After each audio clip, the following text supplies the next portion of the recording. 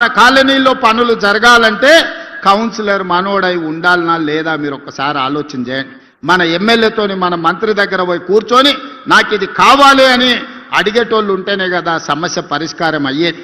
కాలే యాదయ్య రోజుడిసి రోజు నా దగ్గరకు వస్తాడు. రోడ్డు గురించో మోరీ గురించో వీధి లైట్ల గురించో ఆయన మున్సిపాలిటీలే కాదు ప్రతి గ్రామానికి రోడ్ల కోసం యాదయ్య పొద్దునే నిద్ర లేవంగానే మాకు యాదయ్య గారు ఖచ్చితంగా వచ్చి కూర్చుంటాడు. సార్ నువ్వు ఎట్లనైనా ఇవ్వాల్సిందే లేకపోతే ఊరికి పోయే పరిస్థితి లేదు అని. అంటే ప్రజలకు పని చేయాలన్న ఆలోచన చిత్తశుద్ధి ఉంటే పనులు పరిష్కారం అవుతాయి. అడగంది అమ్మైనా అన్నం పెట్టడని చెప్పారు. మరి ఇవాళ అడగకుండా పనులు జరుగుతాయా? ఇవాళ మూసీ ప్రక్షాళన మనం చేసుకుందాం అనుకుంటున్నాం. అనంతగిరి వికారాబాద్ కొండల్లో పుట్టిన మూసీ నది ఈసా నది ఈరోజు ఒక పక్కన గండిపేట హిమాయత్ సాగర్ ఉస్మాన్ సాగర్ నుంచి ఈరోజు మనకు బాపు ఘాట్ వరకు రెండు కలిసి ప్రవహిస్తున్నాయి. ఆ తర్వాత హైదరాబాద్ నగరం నుంచి కృష్ణా నదిలో కలిసే వరకు నల్గొండ జిల్లా వాడపల్లి వరకు పోతున్నది. మూసీ నది ప్రక్షాళన చేసుకుంటామంటే లేదు లేదు చెయ్యడానికి వీలు లేదు.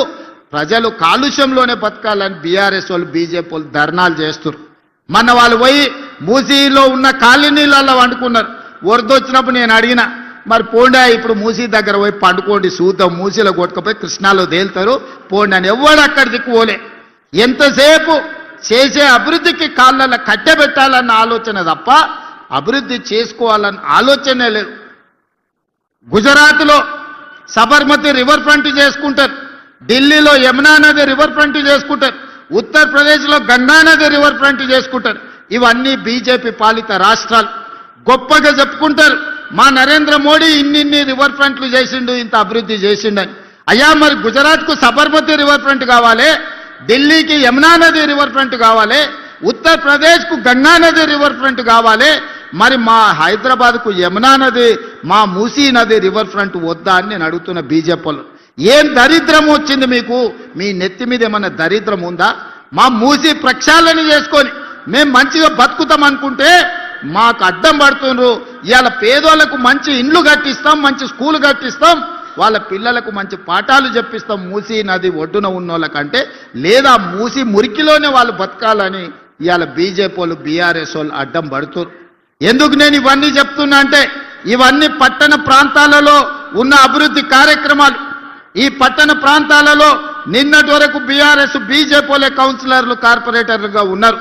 ఇవాళ వాళ్ళ దరిద్రం వదిలింది, ఆ చీడ పోయింది. మళ్ళీ ఈ ఎన్నికల్లో మంచోళ్ళని తెచ్చుకోకపోతే మళ్ళీ వాళ్ళే మోపైనరు అంటే మనం ఈ అభివృద్ధి కార్యక్రమాలను చేసుకోలేం. గ్రామాలలో జరిగిన ఎన్నికల్లో గ్రామ పంచాయతీల్లో 70% కాంగ్రెస్ పార్టీ జెండా ఎగిరింది. అందుకే ప్రతి గ్రామంలో ఇవాళ లక్షలాది రేషన్ కార్డులు ఇచ్చిన మాట నిజం కాదా? ఎవరు అడిగితే వాళ్లకు పెళ్లి అయిన వాళ్లకు అత్తగారింటికి పోయిన వాళ్లకు ఇవాళ రేషన్ కార్డులు ఇయ్యలేదా? మా అక్కలు ఇక్కడనే ఉన్నారు. ఇవాళ సన్న బియ్యం ప్రతి మనిషికి 6 కిలోల చొప్పున 3,17,00,000 తెలంగాణ బిడ్డలకు ఈనాడు ప్రభుత్వం 6 కిలోల ప్రకారం సన్న బియ్యం ఇస్తుంది. అక్క ఈడున్నోళ్ళు నేను అడుగుతున్న మా అక్కల్ని, పాలపిట్టల లెక్క ఉన్నారు మొత్తం ఇందిరమ్మ చీరలు కట్టుకొని మా అక్కలు. దసరా పండుగ నాడు పోయినట్టే ఉంది. పైనుంచి చూస్తుంటే మా అక్కలు మీటింగ్కి వస్తున్నారు, పాలపిట్ట ఎగురుకుంటూ వస్తున్నట్టే ఉంది. మా అక్కలు పాలపిట్ట రంగు చీరలు కట్టుకొని వస్తుంటే సన్న బియ్యం వస్తున్నాయా లేదా అక్క? ఆ ఎల్ల దొడ్డు బియ్యం ఇస్తే బర్రెలకు దాన పెట్టి రావునా? ఇవాళ ఈ సన్న బియ్యంతో పిల్లలకు బుక్కెడు బువ్వ పెట్టే పరిస్థితి వచ్చింది. 3,17,00,000 మందికి ఇవాళ సన్న బియ్యం ఇస్తున్నాం. మా రిపోర్టర్ల మిత్రులు కూడా చాలామంది ఉన్నారు, వాళ్ళకు కూడా సన్న బియ్యం వస్తున్నాయని నేను అనుకుంటున్నాను. ఎందుకంటే జర్నలిస్టులు ఉన్నారు కానీ వాళ్ళు కూడా పేదోళ్ళే, వాళ్ళకు కూడా సన్న బియ్యం వస్తున్నాయా లేదా ఒకసారి ఆలోచన చేయాలి. కొంతమంది యువకులు ఉన్నారు నిన్నమననే పెళ్ళిళ్ళు అయినట్టుగా అనిపిస్తుంది. రేషన్ కార్డులు వచ్చే ఉంటాయి, అవునా? రేషన్ కార్డు ఇస్తేమి, సన్న బియ్యం ఇస్తేమి, 200 యూనిట్లు ఉచిత కరెంటు ఇస్తేమి, గ్రామాలలో ఇందిరమ్మ ఇండ్లు కట్టుకోండి అని పెళ్ళైన వాళ్ళకందరికీ ఇందిరమ్మ ఇండ్లు, నియోజకవర్గానికి 3,500 ఇండ్లు ఇచ్చినాం. రాష్ట్రం మొత్తం 4.5 లక్షల ఇండ్లు పేదోళ్ళకి ఇచ్చినాం.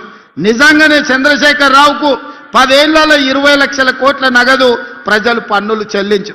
సంవత్సరానికి 2 లక్షల ఇండ్లు కట్టుంటే కూడా 10 ఏళ్లలో 20 లక్షల ఇండ్లు కట్టుండేటోడు. అసలు పేదోడు ఇల్లు లేనోడే తెలంగాణలో మిగిలేటోడు కాదు. కానీ చంద్రశేఖరరావు డబుల్ బెడ్రూమ్ ఇండ్ల ముసుగులో పేదవాళ్ళకి ఎవరికి ఇండ్లు ఇవ్వలే. మళ్ళీ ఇప్పుడే మొదలైనాయి. ఇంకా అదనంగా కావాలని మా స్పీకర్ గారు చెప్పారు. తప్పకుండా ఏప్రిల్ మే నెలల్లో మళ్ళీ అదనంగా లేనోళ్లకు ఇందిరమ్మ ఇండ్లు మంజూరు చేసే బాధ్యత ప్రభుత్వం తీసుకుంటుంది. అందుకే విధంగా ఈరోజు ఇందిరమ్మ ఇండ్ల విషయంలో మనం ఎంత జాగ్రత్తగా ఉన్నామో చూడండి. రైతుల రుణమాఫీ 25,35,000 మంది రైతులకు 21,000 కోట్ల రూపాయలు రుణమాఫీ 2 లక్షలు చేసి ఇవాళ రైతులను రుణ విముక్తులను చేసినాం. అదేవిధంగా మిత్రులారా, రైతు భరోసా 9 రోజుల్లో 9,000 కోట్ల రూపాయలు పేదల ఖాతాలో ఈరోజు మనం నిధులేసి రైతు భరోసా కార్యక్రమాన్ని కొనసాగిస్తున్నాం. నిరుద్యోగమే తెలంగాణ ఉద్యమం. వందలాది మంది నిరుద్యోగులు ఆత్మ బలిదానాలు చేసుకున్నారు, కానీ ప్రభుత్వ నియామకాలు చేపట్టలేదు. కానీ మన ప్రభుత్వం వచ్చిన ఈ 2 ఏళ్లలో 70,000 ప్రభుత్వ ఉద్యోగ నియామకాలు చేపట్టి నిరుద్యోగ సమస్యను పరిష్కరించే ప్రయత్నం చేసినాం. 15 ఏళ్ల తర్వాత గ్రూప్ 1 పరీక్షలు నిర్వహించి ఫలితాలు ఇస్తే లిటిగేషన్లు పెట్టి కోర్టుల్లో పిటిషన్ వేసి అడ్డుకునే ప్రయత్నం చేస్తే కోర్టులో బలమైన వాదన వినిపిస్తే నిన్నగాక మొన్న హైకోర్టు కేటీఆర్ కేసీఆర్ను చెంప చెల్లు అనిపించింది. మీరు అబద్ధాలు చెప్తున్నారు, తప్పుడు మాటలు తీసుకొచ్చి తప్పుడు పిటిషన్లు వేసిరు, ఇంకోసారి కోర్టుకు వస్తే పళ్ళు రాలుతాయని చెప్పి కోర్టు మెడలు పట్టి బయటికి దొబ్బింది. ఇవాళ తెలంగాణ బిడ్డలకు 562 మందికి గ్రూప్ 1 ఉద్యోగాలు ఇస్తే కడుపు మండి కోర్టులో పిటిషన్లు వేసి ఇవాళ నియామకాలను అడ్డుకునే ప్రయత్నం చేశారు. ఇవాళ మాలా మాదిగోళ్ళ పిల్లలు 25 మంది డిఎస్పీలు అయినరు. బలహీన వర్గాలోళ్ళు ఇవాళ గ్రూప్ 1 ఆఫీసర్లు అయినరు, ఆర్డీఓలు మంచి మంచి అధికారులు అయినరు. వాళ్ళు అది చూసి ఓర్వలేకపోతారు. ఎప్పుడు మా కళ్ళ ముందల చేతులు కట్టుకొని నీ బాంచం దొరాని బతకాల్సిన వాళ్ళు ఈ దళితులు, బలహీన వర్గాలు, ఆదివాసీలు గ్రూప్ 1 అధికారులు అధికారం చెలాయిస్తుంటే వాళ్ళ ముందు మేం చేతులు కట్టుకొని నిలబడాలని అని కుట్రతోని కడుపు నిండా విషం పెట్టుకొని గ్రూప్ 1 పరీక్షలను అడ్డుకునే ప్రయత్నం చేసిండ్రు. చదువుకున్న జర్నలిస్టులారా, మీరు ఒక్కసారి చూడండి జరుగుతున్న పరిణామాలు. 2011లో గ్రూప్ 1 నియామకాలు జరిగితే మళ్ళీ 2025లో మన ప్రభుత్వం నియమించే వరకు 15 సంవత్సరాలు గ్రూప్ 1 ఉద్యోగ నియామకాలు చేపట్టలేదు. 23, 24 ఏళ్ల వయసు పిల్లగాడు పరీక్షలకు పోటీ పరీక్షలకు మొదలు పెడితే 15 ఏళ్ళు అంటే 35 ఏళ్ళు వచ్చినాయి. వాడికి పెళ్ళేం కావాలి, వాడికి పిల్లనే వాడు ఇవ్వాలి. వాడు ఇంటికాడ అమ్మా నాయనకి చెప్పి నేను హైదరాబాద్ పోతున్న చదువుకొని అధికారి ఆఫీసర్ అయి వస్తా అంటే 15 ఏళ్ళు హైదరాబాద్లో అశోక్ నగర్లోనో, ఇందిరానగర్లోనో, లేకపోతే దిల్సుఖ్ నగర్లోనో ఎన్ని రోజులు నిరుద్యోగ తిరుగుతాడు? ఆ తల్లిదండ్రుల బాధ ఎప్పుడన్నా కేసీఆర్కి అర్థమైందా? ఆయన బిడ్డ నిజామాబాద్ పార్లమెంట్లో ఓడగొడితే 6 నెలలు తిరిగే లోపలనే ఎమ్మెల్సీ ఇచ్చాడు. అల్లుని మంత్రి చేసుకుని, కొడుకుని మంత్రి చేసుకుని, సడ్డకుని కొడుకు రాజ్యసభ ఇచ్చాడు. వినోద్ రావు అని ఆయన సుట్టపోడు ఓడిపోతే ప్రణాళిక వైస్ చైర్మన్ అని ఉద్యోగాలు ఇచ్చాడు.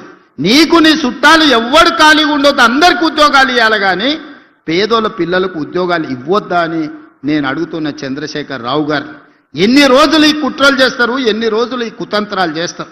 ఇవాళ అప్పుడే దిగిపో అంటారు. 5 ఏళ్ళ కోసం ఎన్నికైనా మరో 5 ఏళ్ళు గెలుస్తాం. ఈ రోజు నుంచి రాసి పెట్టుకో చంద్రశేఖర్ రావు,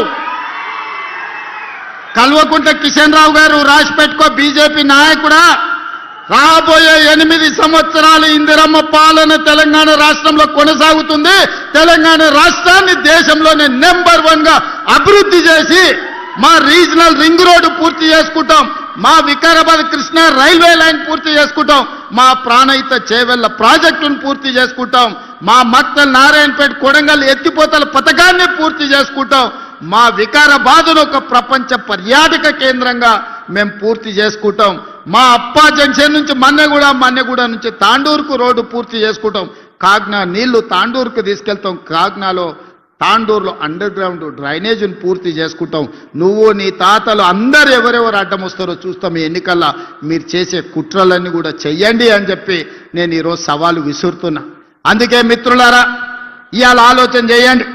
ఇంత మంచి అవకాశం మన ప్రాంతానికి రాదు, ఇన్ని నిధులు మళ్ళీ ఎప్పుడు రావు.